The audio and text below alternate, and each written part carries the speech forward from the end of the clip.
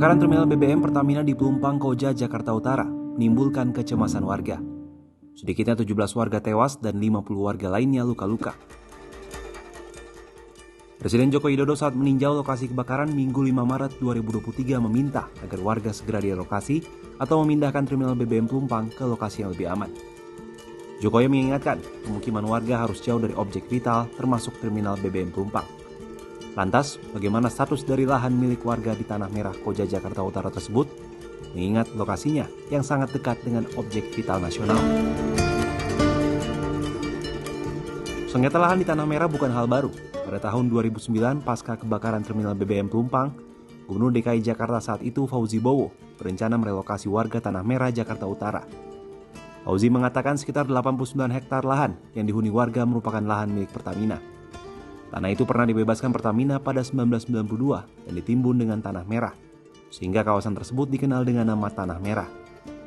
Kawasan itu seharusnya dikhususkan untuk zona penyangga, tapi kemudian dihuni secara ilegal oleh masyarakat. Hal ini pun dibenarkan oleh Presiden Jokowi yang kala itu pernah menjabat sebagai Gubernur DKI Jakarta.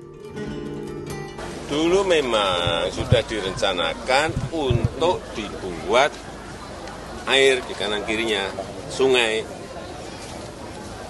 Tetapi memang belum sampai kepada titik mencarikan solusi bagi penduduk yang ada di situ. Tanah Merah ini kan padat dan penuh. Semuanya harus dicarikan solusi. Namun proses relokasi tak kunjung tuntas. Persoalan ini pun berlanjut hingga tahun 2017. Saat itu Anies Baswedan pernah berdialog dengan warga Tanah Merah, Rawabadak Selatan, Koja, Jakarta Utara saat pemilihan Gubernur DKI Jakarta.